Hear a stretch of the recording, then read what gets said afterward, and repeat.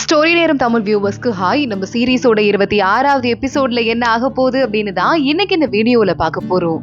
Last எபிசோட்ல சூஹி வேஷாவை கூப்பிட்டு என்ன கல்யாணம் பண்ணிக்க சொல்லி ஆளுக்கு ஃபோர்ஸ் பண்றாங்க.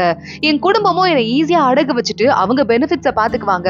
சோ கொஞ்ச நாளைக்கு நான் இங்க இருந்து தங்கி இருக்கிறதுக்கு தப்பிக்கிறதுக்கு எனக்கு ஹெல்ப் பண்ண முடியுமா? உன் அண்ணனுக்காக ப்ளீஸ் இந்த ஹெல்ப் பண்ணலாம்ல ப்ளீஸ் அப்படின்னு எது வீக் பாயிண்டோ வேஷாவுக்கு அதை கரெக்டா சூஹி புடிச்சு கேட்க ஆரம்பிக்கிறா. வேஷாவுக்கு கன்ஃபியூசிங்கா இருக்கு. நேரா ஷீச்சி கிட்ட வந்துடுறான்.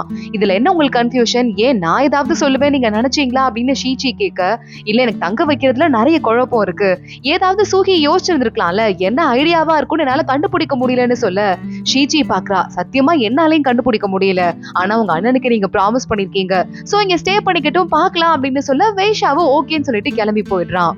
வேலைக்கார பொண்ணு வரா, ஷீச்சி கிட்ட கேக்குறா ஏன் தங்க விட்டீங்கன்னு. இல்ல ஏதோ பிளான் பண்றா, அது என்னன்னு எனக்கு தெரியல, ஆனா நம்மளால துரத்தவும் முடியாது இல்ல அப்படின்னு ஷீச்சி சொல்லிக்கிட்டு இருக்கா. சூஹி கிட்ட அவ கசின் அங்க வந்துட்டு சொல்ல ஆரம்பிக்கிறான். ஷீச்சிக்கும் வேஷாவுக்கும் நடுவுல ஃபர்ஸ்ட் நைட்டே நடக்கலையா, ஏன்னா ஷீச்சியோட தாத்தா இறந்து போயிட்டாருன்னு துக்கம் அனுஷ்டிக்கிறாங்களாம் 1 வருஷம் அப்படின்னு சொல்ல, ஒரு வேலை அவங்க 2 பேருக்கும் நடுவுல எந்த காதலும் இல்லையோ அப்படி கூட இருக்கலாம்ல அப்படின்னு கசின் சொல்றான். ஆமால இருக்கிறதுக்கு வாய்ப்பு இருக்கு, கொஞ்சம் நல்ல புக் எல்லாம் தேடி வாங்கிட்டு வா, காஸ்ட்லியா இருந்தாலும் பரவாயில்ல எனக்கு வேணும் அப்படின்னு இந்த சூஹி சொல்லிக்கிட்டு இருக்கா. அன்னைக்கு நைட்டு வேணும்னே வேஷாவை மயக்கிற மாதிரி பெட்ரூம்ல நல்லா ஒய்யாரமா உட்காந்துட்டு அவனை உள்ள கூப்பிட்டு விடுறா. வேஷா எதுக்கு இந்த நேரத்துல என்ன கூப்பிட்டு விட்டுருக்கீங்க அப்படின்னு கொஞ்சமா பார்வையை அவாய்ட் பண்ணிட்டு கேட்க ஆரம்பிக்க, நீங்க ரொம்ப முக்கியமான அந்த அணைக்கட்டுற வேலையில இறங்கிருக்கீங்க, இது பத்தி சில புக்ஸ் எல்லாம் எனக்கு கிடைச்சது, கண்டிப்பா நீங்களும் ஷீச்சியும் அதை படிப்பீங்கன்னு நினைச்சேன், அதான் உங்களை கூப்பிட்டு கொடுக்கலான்னு கூப்பிட்டேன் அப்படின்னு சொல்லிட்டு இந்த புக் எல்லாம் கொடுக்க, புக்ல ஒரே ஸ்மெல் வாசமா இருக்கு. என்னது அது வாசம் அப்படின்னு வேஷாவை பாக்குறான். சூஹி உடனே நான் ரொம்ப நேரம் அதை வச்சு படிச்சுட்டே இருந்தேனா என்னோட வாசம் அதுல ஒட்டிக்கிச்சு அப்படின்னு சொல்லிட்டு மறுபடியும் அவனை மயக்கிற மாதிரி நடிக்க ஆரம்பிக்கிறா. நான் கொஞ்சம் எக்ஸ்பிளைன் பண்ண வேண்டி இருக்குன்னு புக்ல பக்கத்துல வந்து நிக்கிற மாதிரி வேஷா பக்கத்துல வந்து சூஹி நிக்க, நான் போய் வீட்டுல என் ஒய்ஃபோட சேர்ந்து படிச்சுக்கிறேன், புக்ஸை எடுத்துக்கிறேன் அப்படின்னு அவன் அங்க இருந்து கிளம்பிடுறான். வேஷா நேரா வீட்டுக்கு வரான். அப்போ ஷீச்சி இல்ல. இந்த புக்ஸ் எல்லாம் கொண்டு போய் ஓரமா வைங்கன்னு சொல்லும் போதே ஷீச்சி வந்துடுறா. என்ன புக்ஸ் அப்படின்னு கேட்டுட்டு, இதெல்லாம் அந்த சூஹி இருக்கால அவ கொடுத்து விட்டா அப்படின்னு சொல்ல, அந்த புக்ல இருந்து ஸ்மெல் வருது ஷீச்சிக்கே நல்லாவே புரியுது. யோசிக்க ஆரம்பிக்கிறா. ஷீச்சி அடுத்த நாள் உட்காந்துட்டு இன்னும் வீட்டுக்கு வரலையா, வேஷா ரொம்ப கஷ்டப்பட்டு வேலை பாக்குறாரு போலயே அப்படின்னு யோசிக்கிறா. கரெக்டா அந்த நேரத்துல டிராவல் பண்ணி போயிருந்தான்ல அதான் அந்த கவிஞர், அவன் மறுபடியும் திரும்ப வந்துடுறான். அதுக்குள்ள வந்துட்டாரான்னு ஷீச்சி பாக்குறதுக்காக போறா. அந்த பையன் ஏதோ ஒரு கல்வெட்டெல்லாம் பாக்குறதுக்கு தானே போனா. அங்க போயிட்டு கரிக்கோட்டையை வச்சு ஒரு துணியில எல்லா எழுத்தையும் பிரிண்ட் எடுத்துட்டு வந்துட்டு உங்களுக்காக நான் கொண்டு வந்தேன்னு சொல்ல ஷீச்சியே ஷாக் ஆயிடுறா. எனக்காக எவ்வளவு பெரிய முக்கியமான வேலையை பார்த்திருக்கீங்க, அந்த கல்வெட்டுக்கு வந்து பார்க்க முடியாட்டி கூட எவ்வளவு ஹெல்ப் பண்ணிருக்கீங்க அப்படின்னு சொல்லிக்கிட்டு இருக்கா.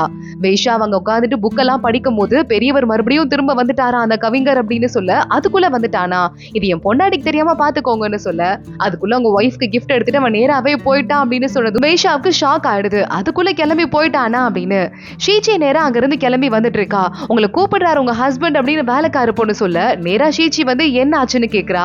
வேஷா உடனே கையை சொடக்க போட்டதுமே பின்னாடி இருக்கிற துணியை எடுக்கிறாங்க.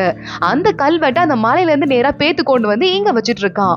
ஷீச்சி பார்த்துட்டு ஷாக் ஆயிடுறா. கல்வெட்டுல டிராவல்ல வரும்போது ஒரு பக்கம் லேசா உடஞ்சு வேற இருக்கு, என்ன நினைச்சிட்டு இருக்கீங்க, இது கல்வெட்டு எவ்வளவு முக்கியமானது தெரியுமா, அதை பேத்து இப்படி எடுத்துட்டு வந்துட்டு இருக்கீங்களே அப்படின்னு ஷீச்சி ஷாக் ஆயிட்டு பாக்க, அங்கிருந்து கவிஞர் வந்துடுறான்.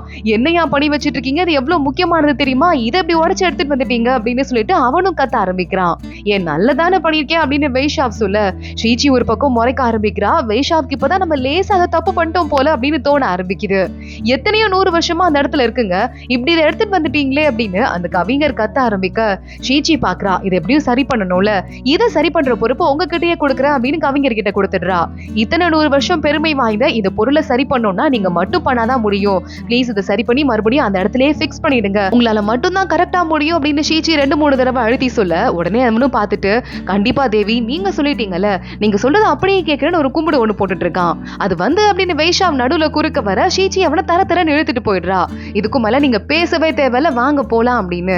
இங்க வெய்யான் மறுபடியும் கிளப்ல உட்காந்துட்டு இருக்கான். ஒரு மாதிரி போதையில உட்காந்துட்டு இருக்க கிளப்புக்கு நம்ம வேஷாவும் வந்துடுறான். வந்துட்டு அவன் படுக்க டீ குடிக்க ஆரம்பிக்கிறான். வெய்யான் என்னடா வராத ஆள் வந்திருக்கானே நம்ம பக்கத்துல போய் உட்காந்துட்டு என்னடா ஆச்சுன்னு கேட்க, அந்த கவிஞர் திரும்ப வந்துட்டான்டா என் உயிர் எடுக்கிறதுக்காக அப்படின்னு வேஷா திட்ட ஆரம்பிக்க, அதான் உன் மனசுல என்ன ஃபீலிங்ஸ் இருக்கோ ஒய்ஃப் கிட்ட சொல்லு, நான் சொன்னேன்ல அப்படின்னு வெய்யான் சொல்லிக்கிட்டு இருக்கான். உனக்கு ஒண்ணு தெரியுமா, நான் என் மனசுல இருக்கிற ஃபீலிங்ஸ் எல்லாம் அவகிட்ட சொல்லிட்டேன், அவளும் அதே மாதிரி ஃபீலிங்ஸ் என் மேலையும் இருக்குன்னு சொல்லிட்டா அப்படின்னு வேஷா வெக்கப்பட்டுக்கிட்டே சொல்ல, வெய்யானுக்கு லைட்டா லைட்டா பொசசிவ்னஸா இருக்கு, அதை கண்ட்ரோல் பண்ணிட்டு இருக்கான். சரி ஓகே, அதான் உன் மேல பாசம் இருக்குன்னு தெரிஞ்சு போச்சுல, அப்புறம் அதுக்கு நான் தேவையில்லாம பொசசிவ் ஆயிட்டு இருக்க, இதெல்லாம் ஒரு விஷயமே கிடையாது அப்படின்னு வெய்யான் அவனுக்கு அட்வைஸ் பண்ண ஆரம்பிக்கிறான்.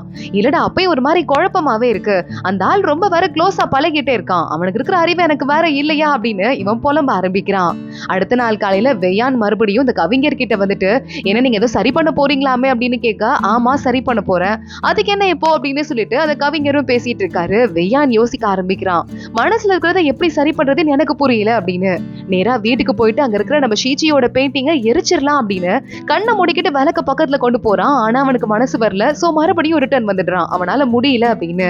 அன்னைக்கு வைஷாவ் கிளம்பி வீட்டுக்கு போறான். ஷீச்சி வெளியவே வெயிட் பண்ணிட்டு இருக்கா. சாருக்கு வீட்டுக்கு வரதுக்கே மனசு இல்லையா அப்படின்னு கேட்க, நான் ஒன்னும் ரொம்ப அல்பத்தனமான ஆள் கிடையாது, என்ன புரிஞ்சுக்கோ அப்படின்னு வைஷாவ் சொல்லிக்கிட்டு இருக்கான். ஷீச்சி சிரிச்சுட்டே பக்கத்துல போய் உட்காந்துட்டு, நம்ம ரெண்டு பேருமே வந்துட்டு ஒத்து போறதுக்கு என்ன தெரியுமா காரணம், ரொம்ப ஃப்ரீ ஸ்பிரிட், நம்ம மனசுக்குள்ள என்ன இருக்கிறோ அது வெளிப்படையா ஜாலியா சொல்லிக்கிட்டு இருக்காங்க, அந்த மாதிரியே இப்ப நீங்க இருக்கலாம்ல, அதான் உங்ககிட்ட எனக்கு பிடிச்ச விஷயமே அப்படின்னு ஷீச்சி சொல்ல, ஆமா அப்புறம் அந்த கவிஞரை உனக்கே பிடிச்சிருக்கு அப்படின்னு வைஷாவ் கேக்குறான்.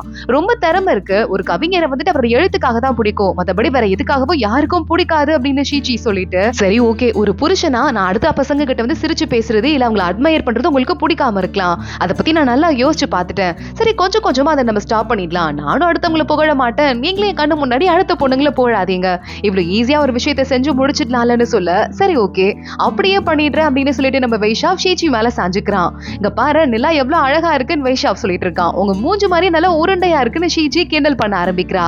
இங்க அடுத்து மறுபடியும் வைஷாவ் கிட்ட அசிஸ்டன்ட் வந்துடுறான். வந்துட்டு நமக்கு நிறைய வந்துட்டு குழப்பங்கள் இருக்கு, மறுபடியும் இந்த சூஹி உங்களை வந்து பார்க்கணும் அப்படின்னு சொல்லிக்கிட்டு இருக்கா. அட்வைசர் சொன்னாரு, சூஹியை நீங்க பத்திரமா வச்சுக்கணும் அப்படின்னா ஒண்ணு அந்த பொண்ணுக்கு வந்து ஏதாவது பதவி கொடுத்து வச்சுக்கணும், இல்ல அந்த பொண்ணை கல்யாணம் பண்ணிக்கிட்டா அப்போ நீங்க பாதுகாப்பு கொடுக்கலாம்னு சொன்னாரு. நான் அசிஸ்டன்ட் சொல்ல வைஷாவ் பாக்குறான். மனசுக்குள்ள ஒரு பிளானை யோசிச்சுட்டு நேரா சூஹியை பாக்குறதுக்கு போயிடுறான். சூஹி பல்ல காட்டிக்கிட்டே, இன்னும் கொஞ்சம் புக்ஸ் எல்லாம் கண்டுபிடிச்சிருக்கேன் உங்ககிட்ட கொடுக்குறேன் அப்படின்னு சொல்லிக்கிட்டு இருக்க, நானும் இந்த கிஃப்ட் எல்லாம் உங்களுக்கு கொண்டு வந்திருக்கேன் அப்படின்னு வைஷாவ் காட்டுறான். பெட்டி பெட்டியா எக்கச்சக்கமான கிஃப்ட் இருக்கு, நம்ம மேல மயங்கிட்டான், கல்யாணம் பண்ணிக்கிறதுக்காக சம்மந்தம் பேச வந்திருக்கான் அப்படின்னு சூஹி பல்ல காட்ட ஆரம்பிக்கிறா.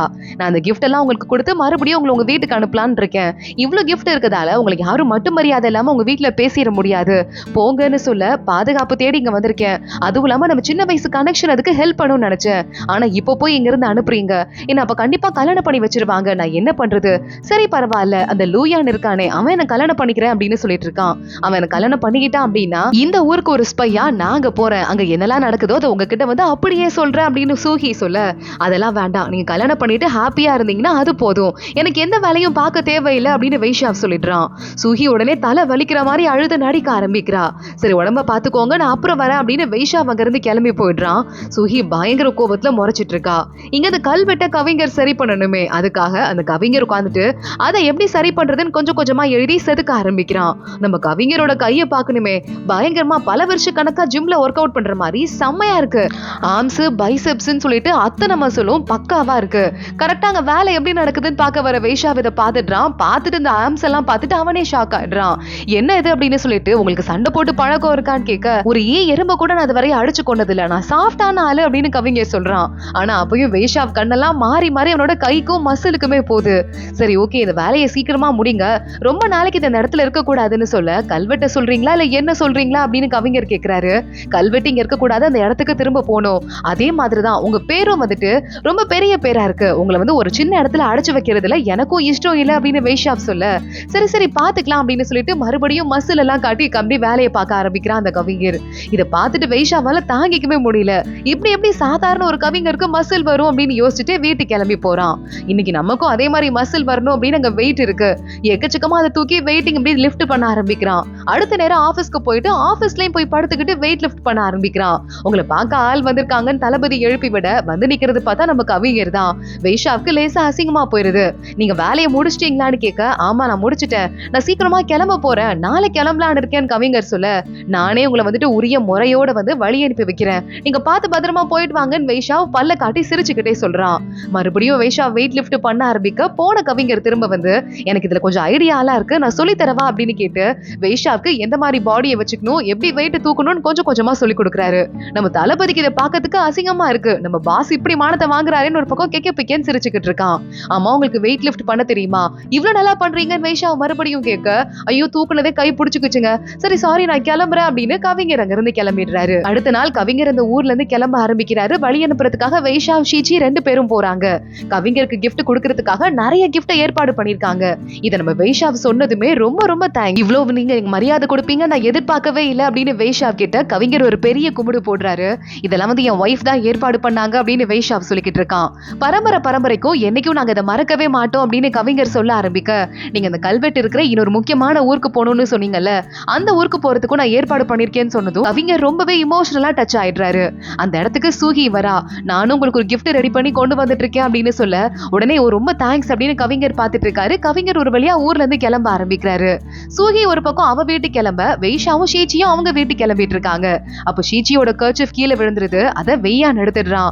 எடுத்து அதையே ஒரு செகண்ட் இமோஷனலா பார்த்துட்டு இருக்க, போற சூகி அதை திரும்பி பார்த்துடுறா. ஓ கதை அப்படி போதா அப்படின்னு சிரிச்சுட்டே அங்க இருந்து போறா. ஷீச்சி வீட்டுக்கு போறவ என் கர்ச்சிஃப் எங்க போச்சுன்னு தெரியல, கீழே விட்டுட்டேன்னு சொல்ல, உடனே வைஷாவை பார்த்துட்டு கர்ச்சிஃப் தானே வர வாங்கி தரேன் வா போலான்னு அவள அங்க இருந்து கூட்டு போயிடுறான். இங்க மறுபடியும் ஒரு பெரிய தடை வந்துருது டேம் கட்டுற வேலையில. இந்த ரூட்ல நமக்கு ஒரு பெரிய ப்ராப்ளம் இருக்கிறதால என்ன பண்றதுன்னு தெரியல, ஒரே குழப்பமா இருக்கு. அது மட்டும் இல்லாம நம்மள அட்டாக் வர இப்ப யாராவது பண்ண வந்தாங்கன்னா நம்ம கிட்ட இருக்கிற தகுதிக்கு நம்மளால மறுபடியும் அட்டாக் பண்ண முடியாதுன்னு சொல்ல, பேசாம பியாங்ஷு இருக்கே அவங்க கிட்ட சப்போர்ட் கேட்கலாமான்னு தளபதி கேக்குறாரு. உடனே அங்க பாரு நம்மளும் அவங்களும் பயங்கர எதிரிங்க, நம்ம கேட்டவே கூடாது அப்படின்னு மத்தவங்க எல்லாம் சொல்லிக்கிட்டு இருக்காங்க. பியாங்ஷுனா வெய்யானோட அப்பா இருக்காருல இப்போ அந்த ஊர் தான். இங்க நேரா நம்ம வெய்யான் மறுபடியும் போதையில இருந்துட்டு இருக்கான். அவன் முன்னாடி ஒரு வேலைக்கார பொண்ணு வந்து உட்கார்றா. ஆனா பாக்குறதுக்கு அப்படியே இருக்கிற போதையில அவனுக்கு அங்க வரது ஷீச்சி மாதிரியே இருக்கு. இமோஷனலா அவன் பாத்துட்டு இருக்கான். அதோட தான் இந்த எபிசோட் முடியுது. அடுத்தடுத்து என்ன ஆக போகுது தொடர்ந்து பார்க்கலாம். இந்த வீடியோவை லைக் பண்ணிக்கோங்க, மறக்காம நம்ம சேனலை சப்ஸ்கிரைப் பண்ணிட்டு பெல் ஐக்கானையும் கிளிக் பண்ணிக்கோங்க. அடுத்த வீடியோ வந்துட்டே இருக்கு. அது வரையும் பாய்.